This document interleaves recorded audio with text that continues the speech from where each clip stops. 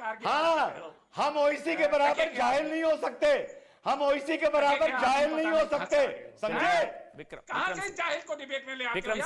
विक्रम सिंह। अमन जी, मैं ये जानना चाहूंगा, अगर पत्थर एक तरफा चले हैं, पेट्रोल बॉम्ब एक तरफा चले, तो दो तरफा किस बात के लिए गिरफ्तारी होगी और क्यों होगी दो तरफा?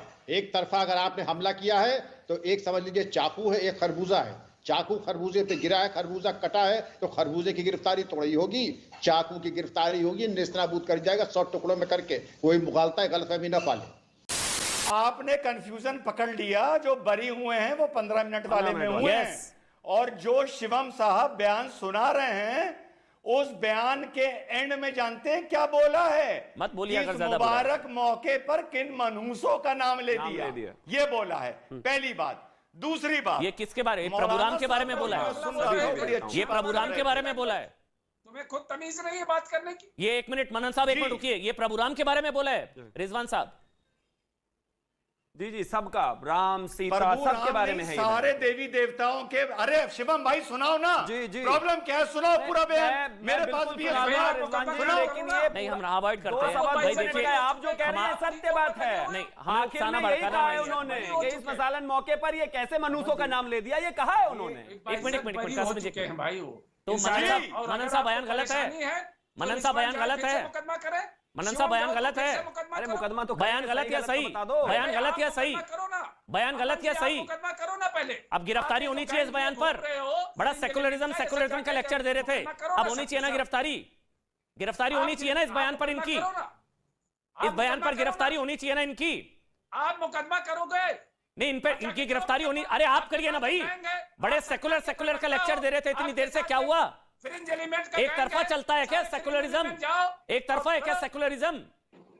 यहाँ आपकी आस्था यहाँ के इमोशन कुछ नहीं। मेरा टाइम ले गए। एक मिनट डॉक्टर रिजवान अहमद, आप बोलिए, फिर विक्रम सिंह जी में आपके पास मेरा टाइम सारा ले गया। नहीं, एक मिनट बोलिए आप डॉक्टर रिजवान अहमद, फिर अमन विक्रम जी आ रहा हूं मैं। अमन भाई, अभी एक मौलाना साहब बड़ी अच्छी तकरीर कर रहे थे, उन्होंने 4-5 बार निपुर का नाम लिया, पर तमीज से लिया, बहुत अच्छी बात है, बुजुर्गवार हैं। लेकिन एक शिकायत है मौलाना साहब, आपने रहमानी का नाम नहीं लिया, बस 3 सेकंड के लिए इतना सा बोल दिया कि एक आदमी उसको उकसा रहा था। मौलाना साहब, नियत वो होती है कि जितनी बार निपुर का नाम ले उतनी बार रहमानी का नाम भी लीजिए, ये होती है साफ नियत। और आखिरी बात, अभी किसी ने कहा दोगला बोलना नॉन पार्लियामेंट्री है। प्रधानमंत्री को बोला गया था चोर, प्रधानमंत्री को बोला गया था ये बहुत अच्छा एक्टर है। और पार्लियामेंट्री लैंग्वेज ये होती है क्या कि जब योगी मठ में चला जाएगा पुलिस को कौन बचाएगा? सुनो, ये पार्लियामेंट्री लैंग्वेज हमें ना बताना, कितना जाहिल है तुम्हारा नेता, पूरा देश जानता है, समझे? नहीं, फिर ये जाहिल शब्द ऐसे पर्सनल क्यों हो रहे हैं आप डॉक्टर रिजवान? आपके फैक्ट्स कमजोर हैं क्या? आपके फैक्ट्स कमजोर नहीं है ना, तो फिर अमन भाई, अगर आपके फैक्ट्स कमजोर नहीं है तो फिर आप उस स्तर पर मत उतरिए। जाहिल वगैरह ये सब नहीं कहना, मैं नहीं अलाउ करूंगा। सुनिए, वो चुने हुए सांसद हैं। ये पर्सनल शब्द ना अंग्रेज हम लोगों को सिखा गए, ये पर्सनल शब्द। अरे क्या रिजवान वो चुने हुए सांसद है भाई, पार्लियामेंट में कह देते हैं पर्सनल, वो एमपी है भाई, मेंबर ऑफ पार्लियामेंट है, ऐसे थोड़ी ना। बिल्कुल होंगे पर्सनल, बिल्कुल होंगे पर्सनल, क्यों नहीं होंगे पर्सनल? ये देश पर्सनल नहीं है क्या? ये समाज पर्सनल नहीं है? अपनी तरबियत का हवाला दे रहा है। तुम्हारे ओईसी क्या क्या बोलता है वो तुम्हें सच्चाई बता रहा हूं, और ये मेंबर ऑफ पार्लियामेंट की भाषा नहीं होती, तो ये भाषा हमें ना सिखाओ, समझे? अरे तुम चलो, तुम्हारे जैसे ओईसी के साथ पीछे सैकड़ों लोग झाड़ू मारते हैं, ओईसी कर रहे हो, ओईसी की हैसियत तो तुम्हारी हैसियत ओईसी के मुकाबले से मोदी इस देश में अगर मेरे जैसे सैकड़ों लोग ओईसी के साथ झाड़ू मारते हैं ना, तो डिबेट में जब मैं आता हूं वहां से भागा ना करो। आई बात समझ में? जाहिल आजम के सिपाही हो तुम, सिपाही जाहिल आजम के देश में है।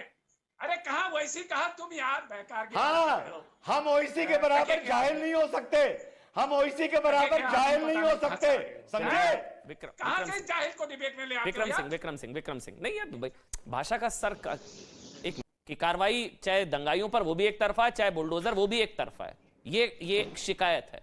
अमन जी, मैं ये जानना चाहूंगा, अगर पत्थर एक तरफा चले हैं, पेट्रोल बॉम्ब एक तरफा चले, तो दो तरफा किस बात के लिए गिरफ्तारी होगी और क्यों होगी दो तरफा?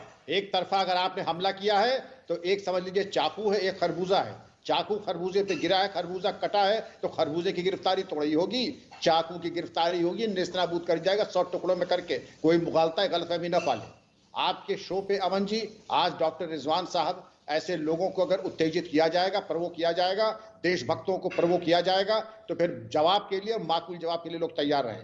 मैं तो ये भी कहूंगा कि मौलाना कासमी ऐसे जो उन्होंने बातें कही हैं, हाँ देशभक्त है, जरा सुनने की आदत डालिए जरा जनाब अली। आप जब एक करके अमन साहब, जब मौलाना बोलिए साहब, कासमी साहब की जितनी बातें हैं, उनकी बातों के स्पीच और एक्सट्रैक्ट बना करके हर जनपद में और हर गली कूचे में भेजना चाहिए। ये वाकई में अमन का पैगाम इसी को कहते हैं। लेकिन जो भड़काने वाले हैं, और आप लोगों आपको मालूम होना चाहिए पत्थरबाजी दोनों तरफ से हुई है। जी हाँ, अरे बिल्कुल नहीं, अरे हुई तो आप शपथ पत्र ले करके पुलिस कमिश्नर को दीजिए, उसे कहिए तफ्तीश में, इसको कहें शामिल तफ्तीश। मैं आपको मशवरा दे रहा हूं मनन साहब, जो दो तरफा हैं, शपथ पत्र एफिडेविट में पुलिस कमिश्नर को दीजिए कि इसको करें शामिल तफ्तीश, और इन लोगों को चेक करें। वो तो आप करेंगे नहीं, यहाँ पर आकर के आवाज ऊंची करके रिजवान अहमद साहब और मौलाना कासमी साहब के बारे में अशोभनीय बातें करेंगे।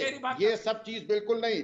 आप लोगों के असल में एक फसाद करना आप लोगों के मिजाज में आ चुका है, इसलिए हर चीज में गलत करना और जो अमन पसंद लोग हैं उनके ऊपर उंगली उठाना।